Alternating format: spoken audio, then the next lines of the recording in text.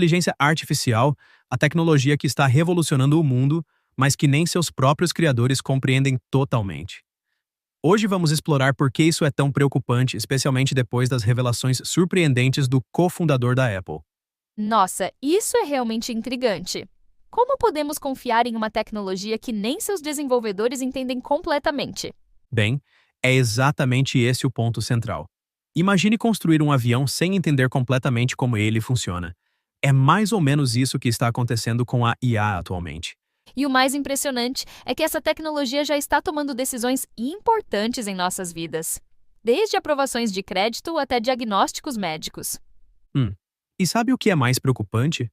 Estudos recentes mostram que mais de 70% das empresas que utilizam IA não conseguem explicar completamente como seus algoritmos chegam a determinadas conclusões. Nossa, isso é muito mais do que eu imaginava. E como fica a questão da responsabilidade legal nesses casos? Pois é, essa é uma questão crucial. Por exemplo, se um sistema de IA comete um erro em um diagnóstico médico, quem é responsável? O médico, o hospital, a empresa que desenvolveu o software? E quando pensamos em regulamentação, a situação fica ainda mais complexa, não é? Como criar regras para algo que não compreendemos totalmente? Exatamente. E olha só, dados recentes mostram que apenas 15% dos países têm algum tipo de legislação específica para regular o uso da IA. O Brasil, por exemplo, ainda está nos estágios iniciais dessa discussão. Bem, isso me faz pensar sobre como outros países estão lidando com essa questão. Como está a situação na União Europeia, por exemplo? Interessante você perguntar isso. A União Europeia está na vanguarda com o AI Act, que é considerado o primeiro conjunto abrangente de regulamentações para IA no mundo. Eles estabeleceram diferentes níveis de risco e regulamentação correspondente. E quanto ao impacto no mercado de trabalho, tenho visto muitas discussões sobre isso ultimamente. Os números são impressionantes. Estudos do Fórum Econômico Mundial indicam que, até 2025, a IA pode eliminar 85 milhões de empregos globalmente, mas também criar 97 milhões de novos postos de trabalho. Isso me lembra muito a Revolução Industrial, quando também houve uma grande transformação no mercado de trabalho. Sim, mas com uma diferença crucial: a velocidade. O que levava décadas para mudar durante a Revolução Industrial está acontecendo em questão de meses com a IA.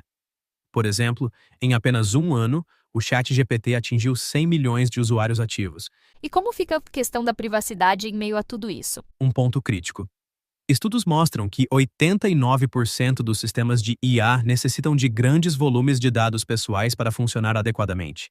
E aqui está o dilema. Quanto mais dados fornecemos, melhor a IA funciona, mas maior o risco à nossa privacidade.